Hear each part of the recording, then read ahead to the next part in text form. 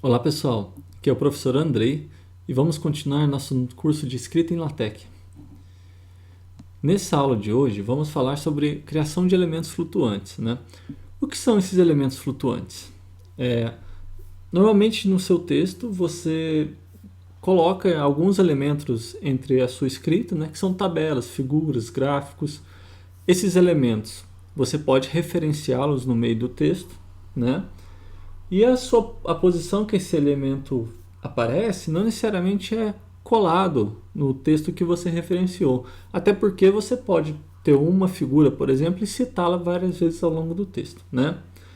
Então, esses tipos de elementos que nós vamos chamar de elementos flutuantes. Basicamente, nós conseguimos escolher uma posição para ele aparecer no texto e citá-los, referenciá-lo ao longo do texto, né? Esses elementos, em geral, eles têm uma legenda, né? Um número, uma numeração para facilitar essa citação no texto. Tá? Então, esses elementos nós podemos tratá-los da seguinte maneira. Em geral, nós vamos iniciar o nome do ambiente com begin, o nome do ambiente que a gente quer colocar esse elemento, a posição em que ele vai ficar na página, né? E finalizar depois esse ambiente. No meio, né, entre esse ambiente aqui, dentro do ambiente, nós vamos colocar o elemento que a gente quer com a sua legenda, com a sua etiqueta que vai ser útil para referenciar, por exemplo, né? E outros textos, outros elementos que nós queramos colocar. Bem, por exemplo, o que pode ser aqui no nome do ambiente? Por padrão, a gente tem dois aqui no LaTeX, né? Que é o figure e o table. O figure para colocar figuras, né? Criar um ambiente de figuras, e o table para tabelas, né? Nós podemos criar outros ambientes, tá? Mais para frente eu dou algumas dicas de pacote. O que entraria na posição do elemento, né? Por padrão a gente tem alguns designadores de posição. H, T, B, P, exclamação. Né? Então nós temos aqui o que significa cada um deles, né? O H significa que você está tentando colocar esse elemento flutuante exatamente na posição em que aquele ambiente aparece no seu código TeX, né? O T é na parte superior da página, o B na parte inferior, né? O P é uma página em que contém só elementos flutuantes. E a exclamação é para você dar uma instrução um pouco mais forte para o TeX, né? É tipo você falar para ele fazer um esforço para te obedecer, né? E tentar colocar naquela posição. Você pode colocar mais de um desses onde aparece a sua posição, né? E ele vai tentar vai seguir aquela ordem de preferência, né? Então eu posso pôr, por exemplo, o H seguido do T, né? Então ele vai tentar colocar primeiro seu elemento exatamente onde você digitou, por exemplo, depois de um parágrafo no seu TeX, né? Se não, no topo, né? Porém, a gente vai ver que mesmo que você coloque só o H, né? Em geral, você está escrevendo seu texto, você quer inserir naquele ponto uma figura, por exemplo, né? Pode ser que o LaTeX não te obedeça, né? E vamos ver um exemplo disso aí. Por quê? Porque pode ser que o espaço que esteja sobrando numa página, por exemplo, não seja suficiente para aquele elemento, né? Então, uma opção para você forçar isso, né? E esse espaço não sendo suficiente, né? O que pode acontecer é que um parágrafo seguinte ele troque de lugar de posição com esse seu elemento flutuante, né? Uma opção para você forçar com que isso não aconteça é você carregar o pacote float, ok? E passar a opção H ao invés do H pequeno, né? H maiúsculo, ok? Assim você vai forçar. Daqui a pouco a gente faz alguns exemplos, tá? E a gente tem dois comandos muito úteis, né? Que é o caption para você colocar a legenda no objeto, que aparece aqui na linha 3, né? Então, entre chaves, você vai colocar a sua legenda, né? E o label. Label é uma etiqueta, que vai como uma etiqueta de um produto, né? Um código de barras que vai servir para você citar esse elemento no texto, você referenciá-lo no seu texto, tá? Então, por exemplo, né? Suponha que no meu arquivo.tec tem isso aqui inscrito. Observe que até agora eu estou criando um ambiente, né? Mas eu ainda não estou colocando figura, tabela, nem nada. A gente vai construir isso posteriormente.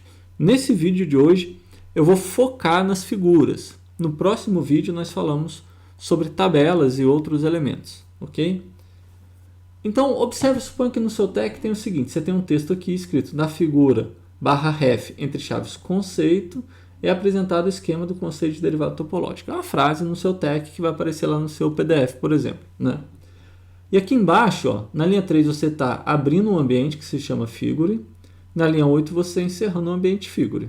Ok? Então, tudo que tiver aqui no meio vai pertencer a esse ambiente. Aqui você tem primeiro um comando que eu coloquei, /centering, para você centralizar os elementos desse ambiente. Então, por exemplo, sua figura vai ficar centralizada quando você inseri-la, né? Aí você pode inserir aqui, por exemplo, o comando /caption coloca a legenda. E o label é aquela etiqueta. Observe que essa etiqueta aqui que eu usei, que eu dei o nome, chamei de conceito, eu coloquei ela aqui no meio do texto. Não importa se aparece antes, depois, em qualquer lugar do seu arquivo, não tem problema. O que isso vai fazer? Ele vai colocar a numeração automática, né? Então, observe o seguinte, aqui na minha frase ficou na figura 1, então ele colocou aqui o número do seu elemento, né? No caso é uma figura, né? É ilustrado com conceito de derivada topológica. Então, isso aqui é o que foi impresso com essa linha.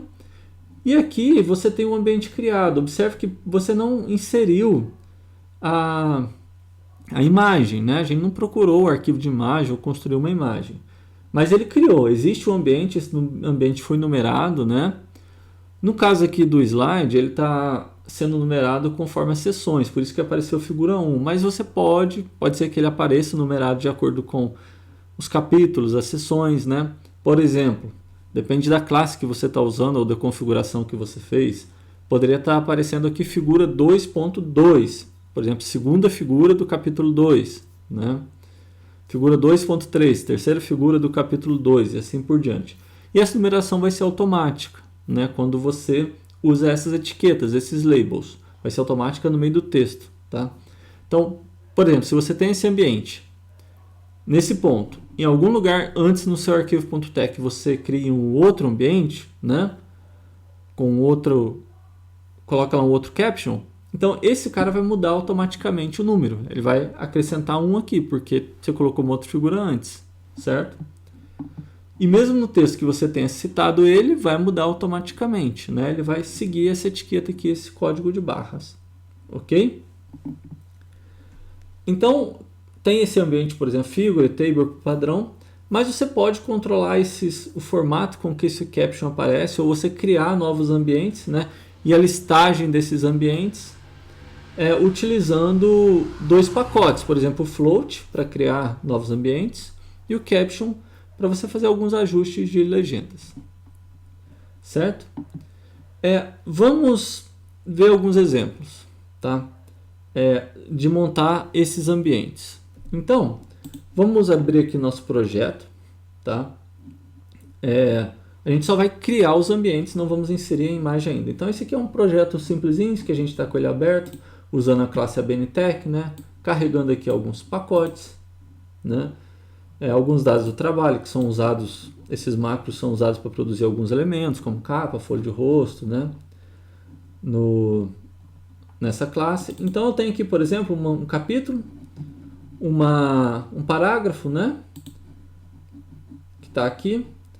Eu vou fazer o seguinte, eu vou criar esse ambiente entre esses dois parágrafos. Vou criar um de figura, então vou colocar aqui begin, figure, ok? Observe que aqui no overleaf, né, já preencheu um monte de coisa, já até colocou aqui um comando que a gente nem falou ainda para poder incluir o gráfico, eu vou apagar por enquanto, tá? Já criou uma etiqueta automática, mas você pode editar isso aqui, tá? Figura, vou chamar de Escher 1, já pensando nos próximos passos, tá? Então, quando eu faço isso aqui, né? Vamos compilar para vocês verem o que acontece.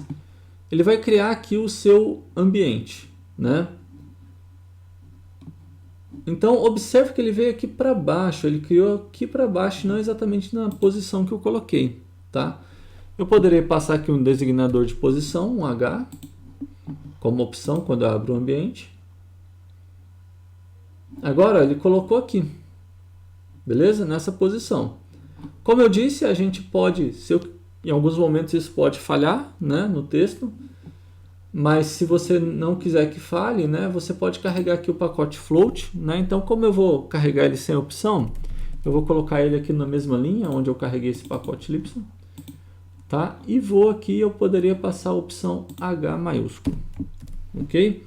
E já que nós vemos essa diferença, tá? Aqui a gente não vai ver nenhum efeito, né? Mas em breve a gente vê. Aliás, para a gente já ver isso daqui a pouco, eu vou mudar isso aqui de posição, tá?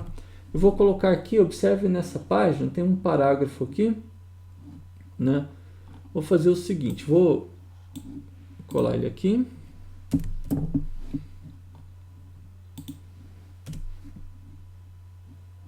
E vou colocar alguns parágrafos depois dele. Só repetir aqui para a gente posteriormente ver o que acontece. Então está criado, né? Vou colar mais um desse parágrafo aqui, porque eu quero um outro efeito para mostrar para vocês. E vou mudar isso aqui de posição.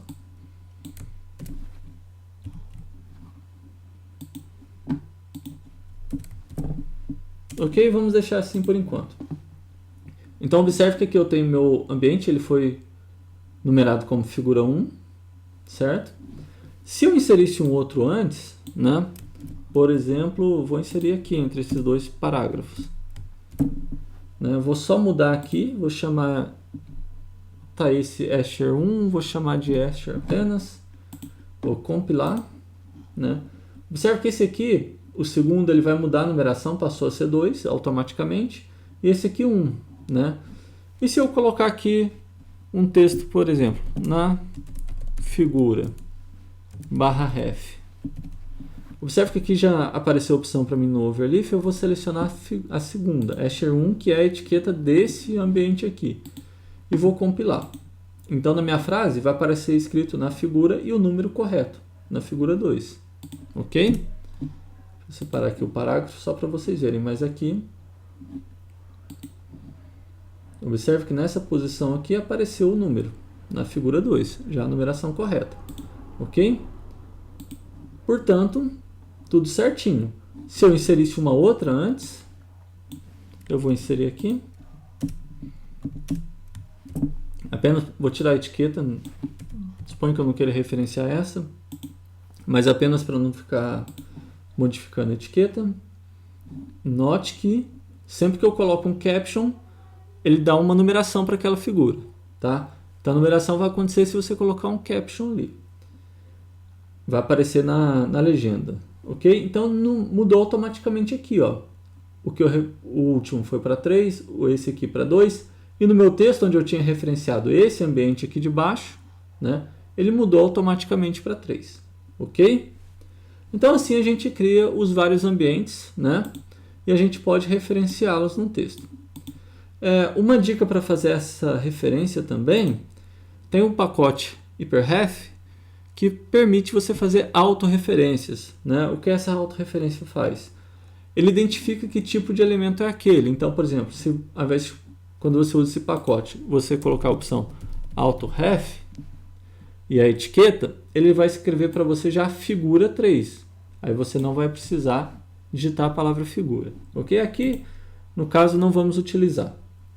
Bem, os ambientes estão criados, nós já sabemos referenciá-los, né? Vou criar um aqui, vou mudar aqui para tabela, por exemplo, tá? Só para vocês verem, vou colocar table.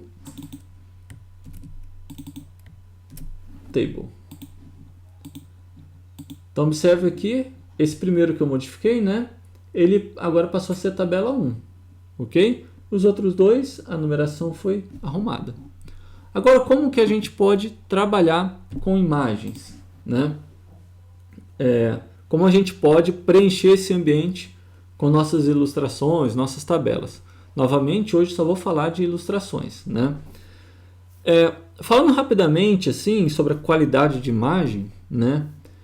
Em geral, é recomendado a gente trabalhar com imagens vetorizadas, né? Quando a gente está produzindo uma imagem, né? Às vezes você pega uma imagem que não é vetorizada, você vai para um software manipulador de imagem, né? E pretende manipular ela, ela pode perder qualidade, tá? A mesma coisa que acontece no LaTeX, né? Às vezes você importando uma imagem que não é vetorizada e sim um mapa de bits, né, pode não ficar legal o seu trabalho, tá? Não ficar aquela aparência, como acontece em qualquer programa, né? Seja o Microsoft Word ou o LibreOffice, qualquer outro. Bem, o que é esses dois formatos de imagem, né? A imagem vetorizada, ela tem uma composição assim de combinações geométricas, né? Que permite você fazer a escalabilidade dessa imagem, né? Conforme você manipula ela, expande e tal, ela não vai perder a sua resolução, né? Não vai perder a qualidade, né? Porque esse padrão, essa repetição lá, esse padrão matemático da formação da imagem, ele é repetido, ok? Já os bitmaps, né, que são os mapas de bits, ele é formado por uma composição, né, uma combinação de pixels, né? Esses caras eles são limitados, né? Quando você tenta redimensionar, o que acontece, né, ele cria uns pixels fake, né? Eles inventam uns pixels no seu programa manipulador de imagem, tá? E com isso você acaba perdendo qualidade na imagem. Tá? Portanto, a gente procura sempre trabalhar com uma imagem vetorizada, né? Aqui a gente vai ver como incluir, né? O LaTeX suporta diversos formatos de arquivo, né? Você pode incluí-los. No entanto, é legal você produzi-los dentro do LaTeX. Vou falar rapidamente disso aqui. Tá? É claro que sempre que você produz um software externo, é legal você exportar com uma resolução maior, né? Com uma densidade maior, né, de pontos. Ok? Então, para você inserir imagem naquele seu ambiente, por exemplo, de figuras, né, você pode usar, por exemplo, esse pacote, Graphics. Com esse pacote, a gente pode incluir imagens passando o caminho desse arquivo, né? Você pode ter um arquivo lá e passar esse arquivo pelo comando include graphics, né? Então você vai usar o comando include graphics, né, que é desse pacote. Você pode passar algumas opções, né, para esse comando e o caminho do seu arquivo. É assim que funciona a estrutura, né? Lembrando que opções é opções, você pode passar ou não, né? Caso não vá passar nenhuma, é só tirar esses colchetes. Algumas opções, existem várias, né? Mas, por exemplo, você pode passar a altura que você quer que essa imagem fique, né? A largura, né? A escala. Se seu arquivo tiver com uma resolução muito grande, você pode, por exemplo, passar a escala que era 50% da resolução inicial. Você pode fazer isso. Por exemplo, colocando o parâmetro scale igual a 0.5, né? Você pode passar um ângulo de rotação e pode passar várias dessas opções, né? Basta separá-las por vírgula. Então, por exemplo, né? Suponha que no seu arquivo .tec você tenha isso aqui, né? Esse código. Então, na linha 1 eu abro o ambiente figure, né? Na linha 8 eu estou fechando o ambiente figure. Então, esse comando /center ele serve para centralizar meus elementos, né? Aqui eu tenho o comando include graphics e estou falando para o arquivo ficar com altura 4. Particularmente eu gosto bastante de padronizar a altura dos arquivos, né? No meu trabalho, dependendo do tipo de publicação, é legal você padronizar, né? Então, por exemplo, em geral, eu evito escala, né? Porque pode ser que um arquivo esteja com resolução diferente do outro. Então, o que é 40% para um arquivo vai ficar de um tamanho e 40% de outro arquivo com resolução maior vai ficar maior, né? Então, gosto muito de passar essa opção. Esse comando, qquad, que aparece aqui, né? Ele é o termo quad, na verdade, ele é um termo muito comum em tipografia, né? Que é um espaçamento padrão, né? E no LaTeX, esses caras, o quad e o qquad, eles são umas macros já definidas. Você pode usar para dar um espaçamento padrão aí, né? Definidos desse tamanho, né? Dessa maneira, né? Essa medida M, que aparece aqui, ela é uma medida de tamanho de fonte, né? Utilizado no LaTeX. Então, eu coloquei aqui um qquad apenas para duas imagens não ficarem grudadas. Por quê? Observe que eu tenho aqui um include graphics e outro include graphics. Eu estou inserindo aqui duas imagens dentro desse ambiente, né? Então, esse qquad vai separá-las, um pouquinho para uma não ficar colada na outra, ok? Coloquei o caption, exemplo de inclusão de imagens, por exemplo, e coloquei um label, certo? Quando eu faço isso aqui, a gente tem, por exemplo, essa imagem, né? Eu passei aqui 2 arquivos, o primeiro extensão PDF, o segundo com extensão JPG, perdão, né? Observe que para o primeiro eu defini a altura de 4 centímetros, então ela ficou com uma altura de 4 centímetros aqui. Para o segundo, eu rotacionei ela em 30 graus, né? E a escala de 40%. Então ele pegou o arquivo original, né? E reduziu por 40%. Se eu não passo nenhuma opção, né? Essa imagem vai ficar com o formato que está no seu arquivo, né? Então imagina essa aqui.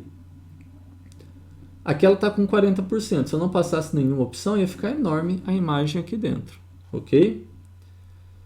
Então foi assim. Vamos fazer na prática, né? Só finalizando aqui, tem ainda o label, né? Que eu usei para... Perdão. Tem o label que eu usei para citar, ok? Hash1, 2. Então esse cara aqui eu posso usar o comando /ref no meio do texto, hash1, 2, para citar essa figura, ok? Vamos dar uma olhadinha, vamos fazer na prática. Aqui no Overleaf é fabuloso para a gente trabalhar com imagens, porque eu posso pegar imagens externas sem ter que importar para o meu projeto. Mas vamos importar primeiramente aqui para o projeto. Na verdade eu vou fazer o seguinte, vou colocar duas. Uma importada, o arquivo para o meu projeto, e outra eu vou pegar de uma URL externa. Para não bagunçar muito meu diretório do projeto, eu vou criar uma nova pasta, né? Então clicando aqui eu vou criar uma nova pasta, vou chamar de imagens. Ou figuras, vamos chamar de imagens. Ok? Então criei uma nova pasta aqui e vou carregar um arquivo, certo? Então vou pegar aqui no meu computador, por exemplo, vou achar uma imagem. Só um minuto, vou abrir aqui uma imagem. Vou pegar exatamente aquelas dos slides, por exemplo. Vamos pegar essa aqui, hash1.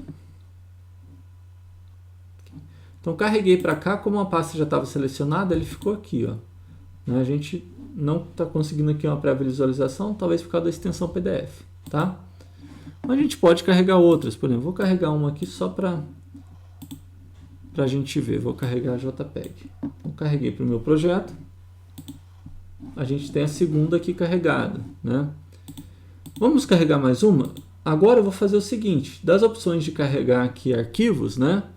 A gente pode pegar de outro projeto, então você pode compartilhar vários arquivos, né? Arquivos.tec, arquivos de imagem, vários arquivos que já pertencem a algum projeto você pode colocar aqui, né?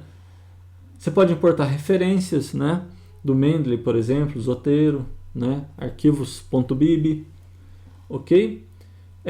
E a gente pode pegar de URL externas. Por exemplo, vamos ver, deixa eu ver essa aqui. Deixa eu pegar uma imagem aqui na internet. Deixa eu ver se essa aqui carrega.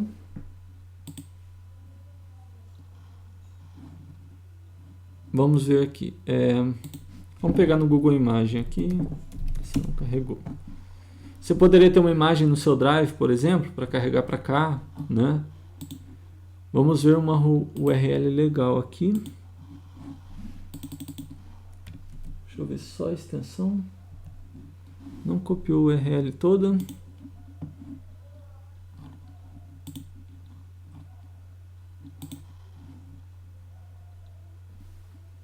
Vamos abrir aqui um site. Deixa eu pôr aqui para vocês verem. Ó, tem esse endereço aqui que eu peguei essa imagem, né? Vou copiá-la. Ok? E vou colar aqui.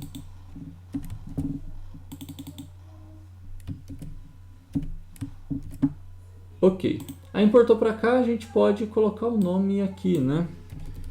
Chama de Asher3 JPEG. Então esse arquivo ele tá de uma URL externa, tá vendo? Né? Desse endereço. A gente consegue importar aqui para dentro, certo?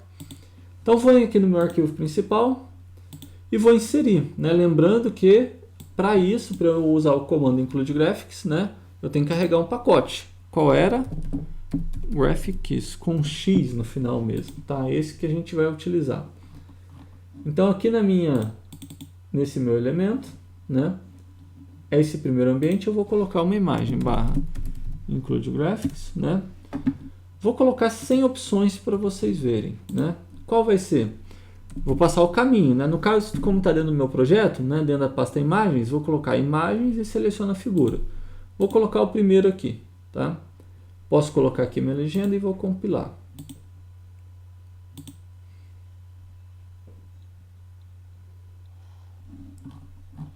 Olha só, sumiu aqui. Por quê? Olha o tamanho do arquivo, né? Tá com uma resolução muito alta, né? Então, ficou daquele tamanho. Mas eu posso, por exemplo, vamos definir a altura. Uma coisa interessante de definir a altura, você pode passar várias unidades, né?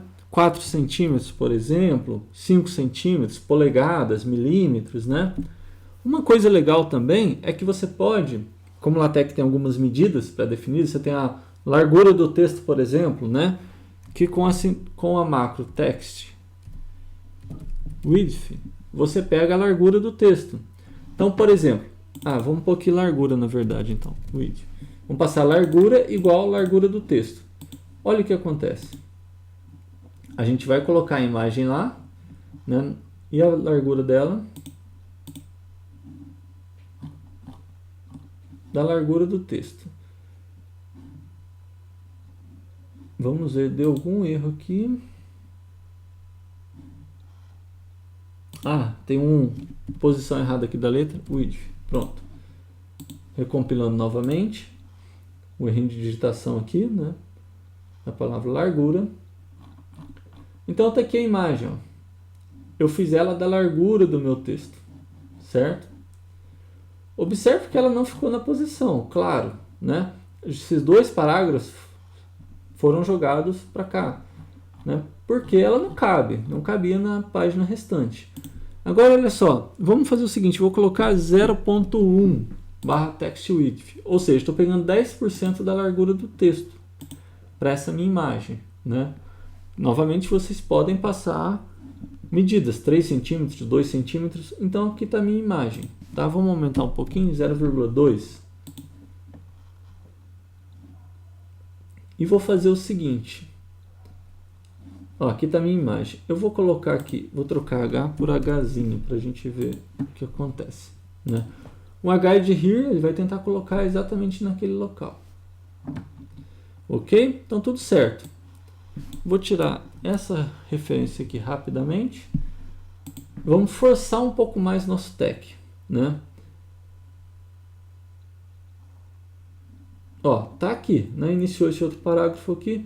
Vamos aumentar um pouco mais essa figura para ver o que acontece. Lembrando que esse parágrafo aqui, né? O que seria meu quarto parágrafo dessa seção, está aparecendo aqui depois da imagem exatamente como eu coloquei. Vamos aumentar um pouquinho, 0,3. Acho que poderia forçar bem mais, mas vamos testando. Olha só o que aconteceu. Ela foi jogada lá para baixo, né? Apesar de eu ter passado esse cara aqui, esse designador de posição, né? Ele não obedeceu, ok? O parágrafo, esse cara aqui deveria estar vindo depois da figura, mas não veio. Por isso, o pacote float com a opção H maiúsculo. Quando eu faço isso, não acontece essa troca, né? E por que ele forçou isso? Porque não cabia ali a imagem, né? Observe que ela fica aqui, né? Ele não cabia naquela posição, ok? Beleza? Então a gente pode usar isso aqui quando for conveniente, tá? Bom, vou tirar aqui o da tabela para ficar um pouco mais limpo o nosso projeto, certo? E como a gente fez anteriormente, eu posso incluir mais de uma imagem. Posso colocar aqui o Include Graphics. Agora eu vou colocar, por exemplo, a altura dela igual a 3 centímetros. Será que fica legal? E a imagem, vamos colocar essa segunda, né? Então observe que eu tenho dois comandos Include Graphics, um depois do outro, né? Tem Include Graphics e Include Graphics. Vamos recompilar aqui.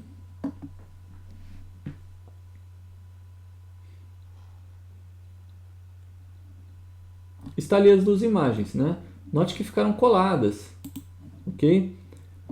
Você colocou um comando depois do outro, né? Aqui tem uma margenzinha branca, mas com certeza essa margem é do arquivo, né? No seu arquivo ele deve ter uma margem branca em volta da figura, né? Se você abrir aqui, o PDF não tem a visualização e o fundo é branco, também não dá pra gente ver. Mas se abrindo com outro software, né? A gente consegue ver essa margenzinha, ok? Provavelmente o PDF, no arquivo, ele tem uma imagenzinha em volta. Deixa eu ver se eu abro ele aqui. Vamos prosseguir, depois eu continuo, eu mostro aqui o PDF. Mas ele não ficou colado, né? Tão colado, ficou muito próximo, mas não tão colado, por isso, tá? E se eu quiser pôr um espaçamento, por exemplo, vamos colocar aqui um comando /quad, por exemplo, né? Que é aquela medida padrão, você vai ver que ele vai dar um espaçamento aqui. Se você achou que já não ficou, se ficou suficiente, tá ok, pode parar aí. Se quiser forçar mais, você pode pôr um qquad, né? Ou quantos você quiser, ou colocar um espaçamento horizontal com o comando hspace, ok? Então você pode fazer assim, beleza? Então você pode colocar quantas imagens você quiser. Pode passar mais de uma opção, por exemplo, posso pôr aqui um ângulo.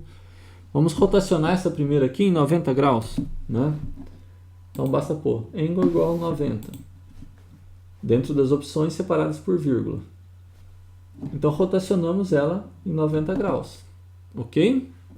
Então assim ficou a imagem. Não precisa se preocupar em querer clicar em imagem e arrastar, bagunçar todo o texto, né? No LaTeX não vai acontecer isso. Ok? Só para ficar um pouco mais bonito, eu vou aumentar essa aqui em 6 centímetros. Poderia ter padronizado, né? Colocado aqui a largura, ambas da mesma altura, né? Vamos pensar, como aqui, ó, ele está colocando... Como eu rotacionei em 90, né? A largura original passou a ser a altura, né? Então eu vou colocar aqui na altura a mesma coisa que eu coloquei aqui para largura, olha só, na imagem.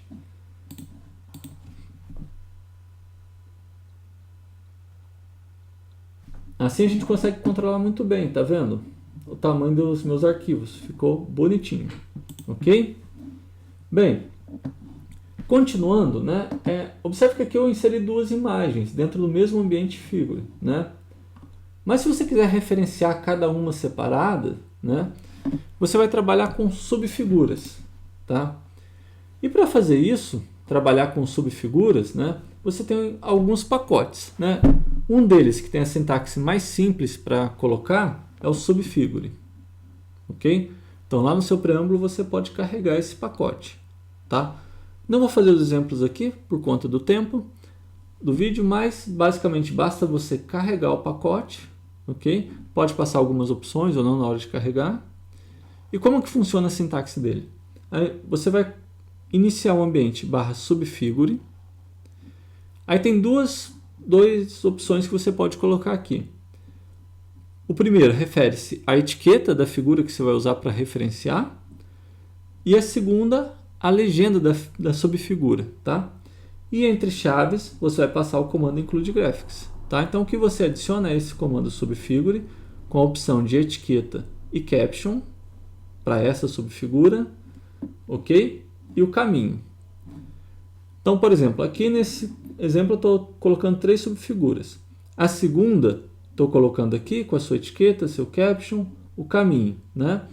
Observe que uma lado da outra, né? Aqui eu coloquei um // para quebrar a linha, ou seja, a minha próxima subfigura vai estar na linha de baixo, né? Elas não vão estar alinhadas.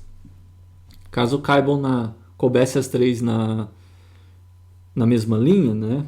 Horizontalmente, uma do lado da outra, com esse // eu vou forçar essa quebra. A terceira vai vir para a linha de baixo. A gente poderia ter usado lá anteriormente também quando a gente inseriu 2 figuras, caso quisesse uma debaixo da outra, tá?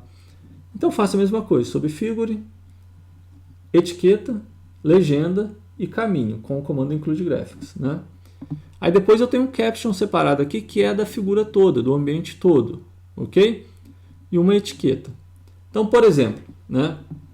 Suponha que no seu documento.text esteja assim, na figura /ref key, o que é key? É esse label aqui, da figura toda, né? Então apareceu, ó, 3, figura 3, é esse cara, certo? apresentando, blá blá, tem uma frase. Eu coloco em /ref, aqui eu coloco o label da figura 1, essa primeira.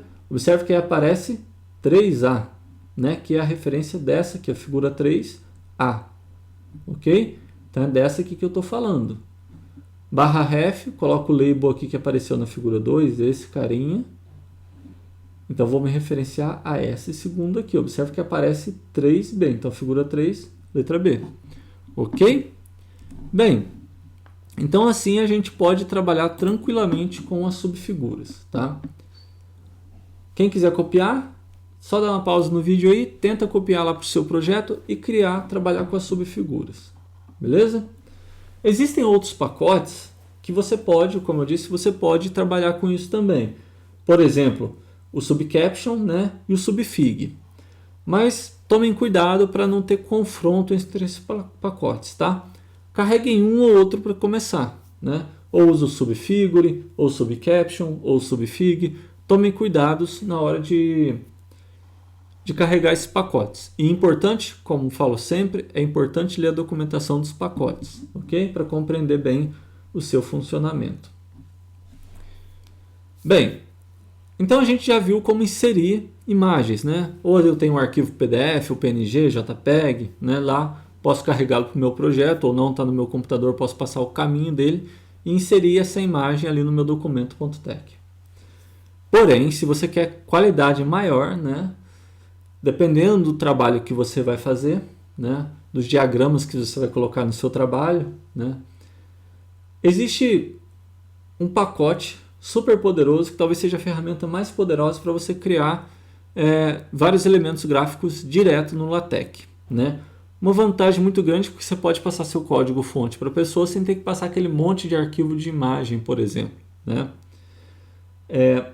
E vamos deixar aqui alguns exemplos, a gente não vai entrar a fundo no seu funcionamento, né? Mas só para mostrar a potencialidade disso, né? Dos pacotes TIX e PGFplot. PGFplot, né? Ele requer o TIX, né? Uma criação feita em cima do TIX para facilitar a construção de gráficos, por exemplo, né? E existem vários outros pacotes baseados em TIX, né?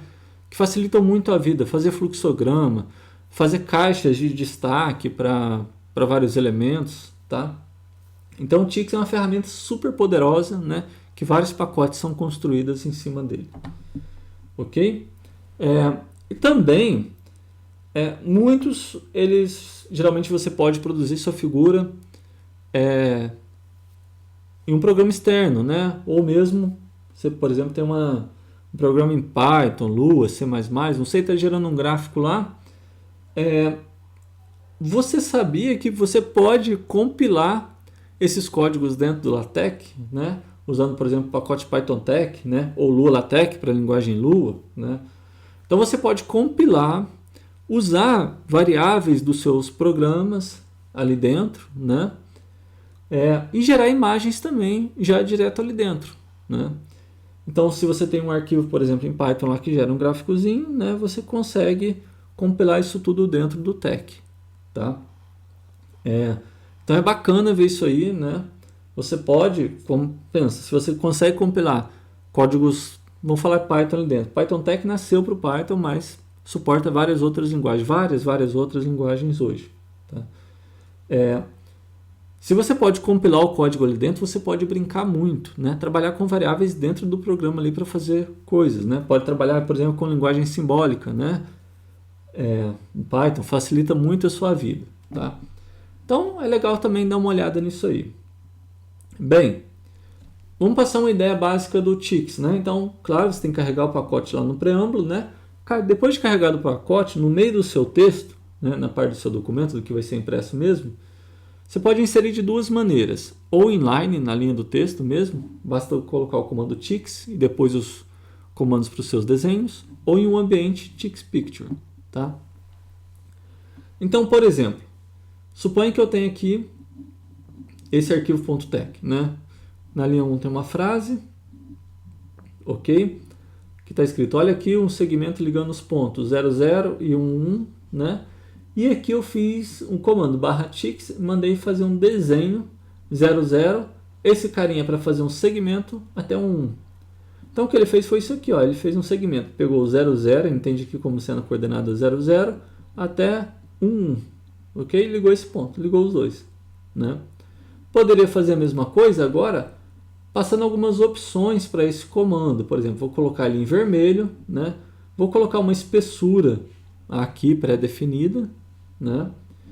Vou colocar um enfeitezinho, colocar uma seta aqui no final, poderia ser para os dois lados, colocando um sinal de menor, por exemplo. Vou mandar fazer ela pontilhada, né? Então a gente consegue enfeitar, ok? E o legal é que isso é escalável, né? É vetorial, você consegue trabalhar tranquilamente com isso aí. Vamos para alguns exemplos, né? Mais alguns exemplos. Então a gente pode, por exemplo, fazer dentro do ambiente Tix Picture, né? Que eu acho que é mais usado assim, né? Geralmente você não coloca tanto no meio do texto a imagem, né? Então basta você, né, colocar o comando e passar algumas propriedades dele. Então, por exemplo, quando eu mando aqui, vou desenhar, né, de azul, né, a espessura que eu passei, ligando os pontos -1, 2, até 2, -4. Essas coordenadas iniciais, de onde começa, você pode definir, né, onde ele entende que é seu 0, 0, né, a sua origem do sistema. Ok? Então ligou aqui do ponto -1, que é esse cara aqui, 2 até o ponto 2, -4 aqui embaixo. Ele fez esse segmento, né? Depois eu fiz um outro de vermelho agora, né? Assim, ok? Depois eu fiz um terceiro elemento. Observe que cada caminho desse que você faz, você tem que colocar um ponto e vírgula no final, ok? Atenção para a sintaxe aí, tá? Coloquei um ponto e vírgula no final, depois coloquei um outro aqui. Agora eu mandei fazer, observe o seguinte, o FieldDraw ele vai desenhar e preencher o seu objeto, né? No caso, é um círculo de raio 2, ok? Então você passa aqui o centro do círculo e o raio 2. Então meu 0, 0 é aqui nesse sistema, tá? Então -1 estava aqui, ok? E você pode trabalhar com nós também. Novamente a gente não vai entrar em detalhes, né? Os nós é uma forma grosseira de você identificar uma coordenada onde você quer construir algo, tá? No caso, eu estou trabalhando com o nó aqui, ok? E a oeste dele, né, eu estou colocando uma âncora a oeste dele, né? E escrevendo uma frase, né? No caso, ponto de interseção, ok? Então, assim eu construí isso aqui. Então, poderia mudar essa âncora, mudar a posição do texto, brincar. Bom, mais algumas opções, né? Você tem no Tix várias formas básicas definidas, né? Então, por exemplo, iniciei aqui o ambiente, Tix Picture, né? Usei o FieldDraw. Então, lembrando, posso aqui preencher, né?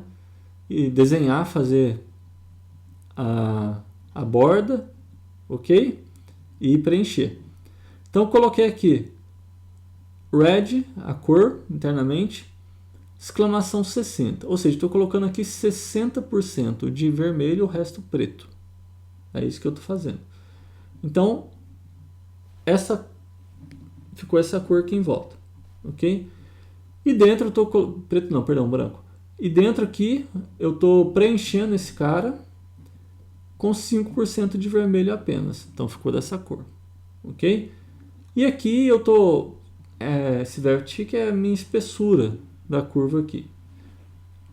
Então, no caso, eu tenho uma coordenada que é -1, 0, que como que o objeto é um círculo, né? Estou desenhando um círculo de raio 1,5 com esse centro. Ok?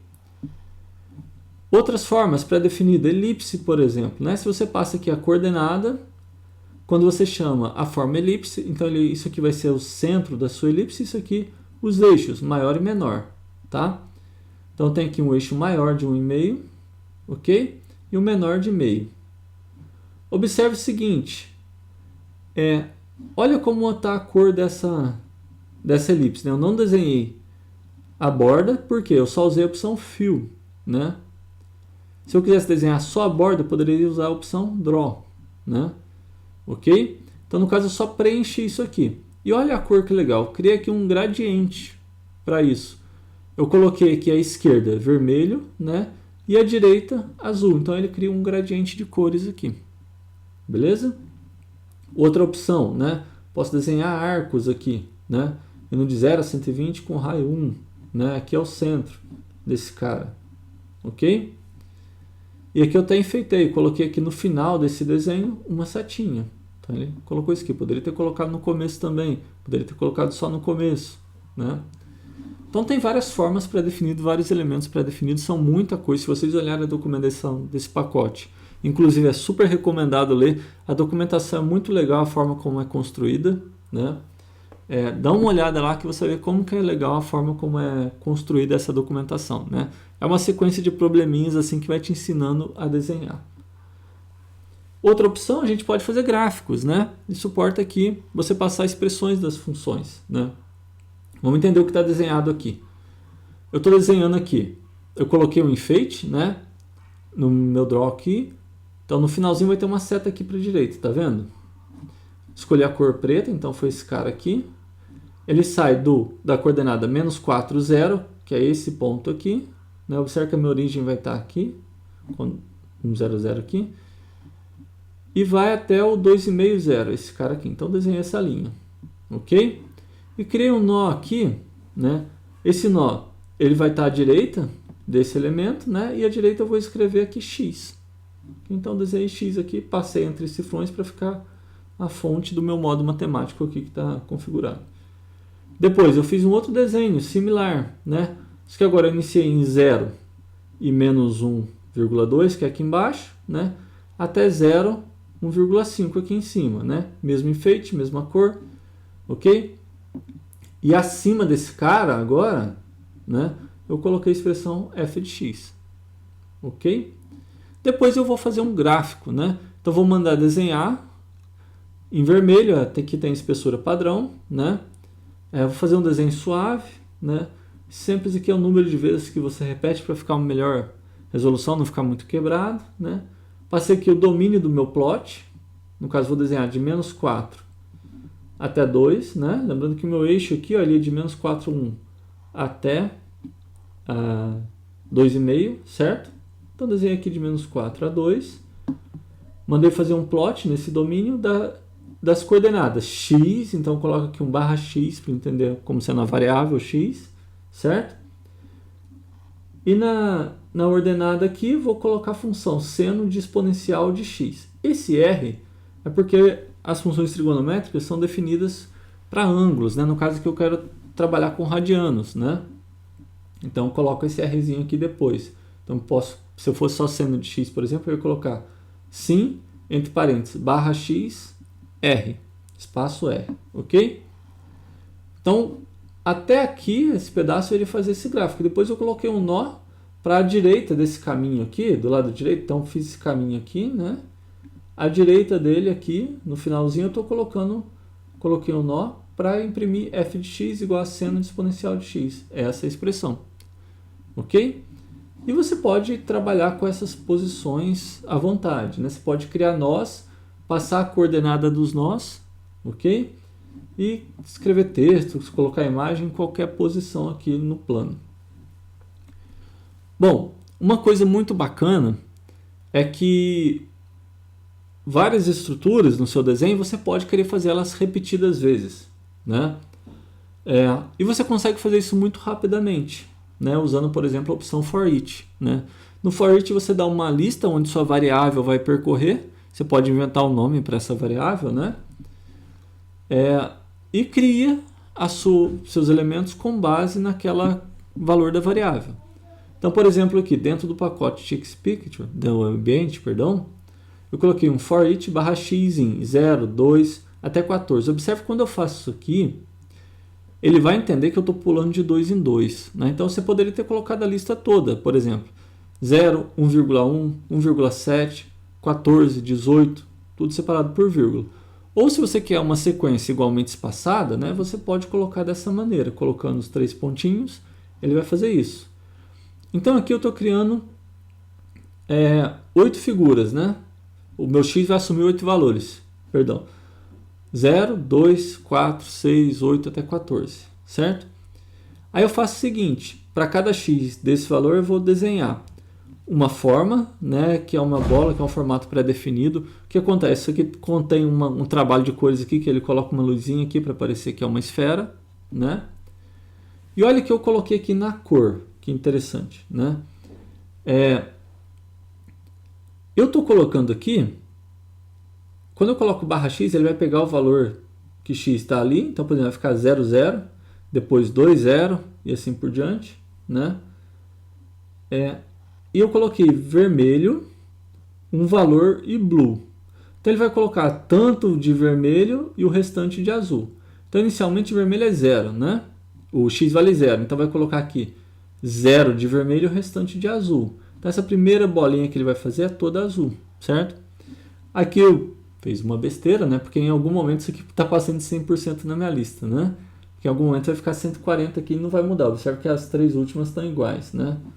Mas desculpem o pequeno erro aí, mas é só para preencher várias, tá? Então ele vai fazer isso. Quando o X, por exemplo, for 10, né? Aqui vai ter 100% de vermelho e o restante de azul. Então a minha bolinha vai ficar toda preta, que é essa aqui, ó, 0, 2, 4, 6, 8, 10. Aqui já ficou toda vermelha, certo? Aí eu crio uma bola, aqui eu passo o centro desse cara, né? Então isso aqui é só a forma como a gente colore, na verdade, né? No fundo isso aqui é um círculo com uma forma colorida para parecer que é uma bola, uma esfera, tá? A gente cria essa sombra aqui dessa maneira quando eu coloco o comando barra shade, tá? Aí desenho um círculo com a coordenada no barra x, ou seja, inicialmente é 0, 0 aqui, depois vai ser 2, 0, 4, 0. Então esse vai ser o centro do meu círculo, vai mudando, né? Um círculo de raio 4 milímetros. Então eu consigo fazer esses elementos, né? Poderia ter passado aqui na ordenada também, dependendo do x, 2x, 3x, né? Fazer várias bolinhas, ok? Uma coisa muito legal que você pode brincar com isso, né? Observe que aqui eu fiz eu criei um loop assim, né? Percorri uma lista ali e criei vários elementos, né? Você pode brincar com isso. Por exemplo, com o pacote Animate, né? Você pode criar várias animações. Você cria um monte de quadro um em cima do outro, né? Isso parece uma animação. Tem como você passar uns controles para essas imagens e tal, né? E com o pacote Fidem também você consegue trabalhar com condicionais, né? Com estruturas condicionais. Então nesse exemplo aqui, né? Eu estou usando esses dois pacotes, além do Tix e tal.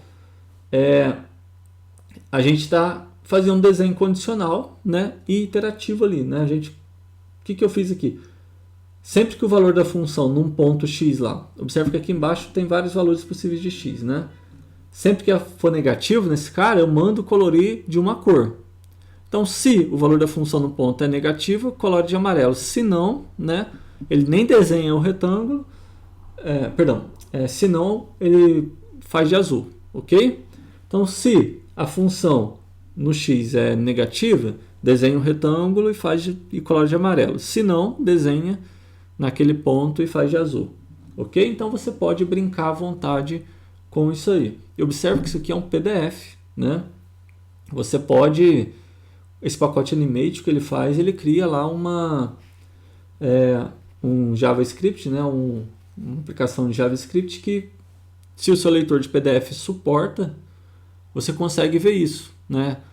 Então imagina você, por exemplo, passar uma prova para um aluno que ele consiga ver num leitor de PDF que suporte isso, né? Ele consegue controlar as animações. Então visualmente você ganha muita coisa. É um PDF, tá? Basta seu leitor saber disso, ok? Agora a gente fez ali alguns gráficos, né? Desenhou eixo para lá, eixo para cá, né? Setinha. Existe um pacote já pré-definido, construído em cima do Tix para isso, né? Para facilitar essa construção de gráficos, né? Que é o PGF Plots, né? Você pode customizar a forma como aparece pode colocar malha e tal, como que aparecem os eixos, podem brincar à vontade, tá? Não vamos entrar em detalhe aqui, mas como que você faz isso? Então você coloca aqui, por exemplo, dentro do ambiente Tix Picture, tá? Observe que às vezes eu estou passando aqui uma escala só para no meu slide ficar de um tamanho legal, tá bom? A imagem. Porque se eu não passar essa escala aqui, ia ficar muito grande essa imagem, tá? Então você vai colocar Begin Axis, End Axis e no meio você vai adicionar seus plots, tá? Aí você pode passar opções, por exemplo, do domínio, tanto aqui quando você inicia o eixo, quanto quando você constrói o seu plot, né? Poderia passar o domínio aqui dentro, domain -3A3, para fazer domínios diferentes, por exemplo, né? Aqui como eu estou construindo legenda, nesse caso, estou passando aqui a posição que eu quero essa legenda, né? Do lado de fora, né? Aqui no nordeste, né? Criei dois gráficos, um seno de X, então no caso do PGF Plots, quando você passa a opção degree aqui, ele já converte, já entende como sendo para graus, né? E aqui outra função, x sobre x à quarta menos 3x ao quadrado mais 4, que é essa aqui nessa cor, né? Meio vermelho misturado com azul. Observe que a cor dessa aqui eu misturei 70% vermelho e o restante azul. Ok? Na legenda aqui eu passo a ordem como foi construída. Como eu construí primeiro a seno, eu coloquei aqui seno. Então ficou azul. Beleza? Aí você pode customizar a legenda, né? A forma como aparece o eixo, criar malha, ok? Várias coisas. Não vamos entrar em detalhe aqui, porque novamente é muita coisa. Pode fazer gráficos tridimensionais, por exemplo, usando PGF Plot, né? Você inicia Begin Ticks Picture, end Ticks Picture, né? Begin Axis, né? Pode colocar um título, por exemplo, passar várias outras opções, né? No caso aqui, eu mandei fazer a superfície, né? Coloquei o domínio aqui e fiz essa minha superfície, ok? Aqui eu fiz uma outra superfície, né? Então você pode brincar à vontade com isso aqui, né? Então fica legalzinho, beleza? Bem, tem muita coisa para se falar de construção de gráfico, mas não é o objetivo aqui, né? Comecem inserindo apenas imagens, referenciando no texto, e quando for possível, pega esse pacote Ticks Picture, o Ticks, para vocês construírem gráficos, né? Fica uma qualidade bem legal, fica direto no seu código-fonte, você não precisa ficar carregando aquele monte de arquivo, ok? No próximo vídeo a gente começa a falar de tabulações. Como a gente falou de elementos flutuantes, né? Um deles que nós citamos foi tabelas, né? A gente vai falar como construir tabelas. De fato agora, a gente construiu o elemento, mas como que a gente pode tabular, mudar a célula, digamos assim, né? Pular de uma linha para outra, coluna, preencher isso aí. Então no próximo vídeo a gente vê sobre tabulações. Um abraço, pratiquem aí.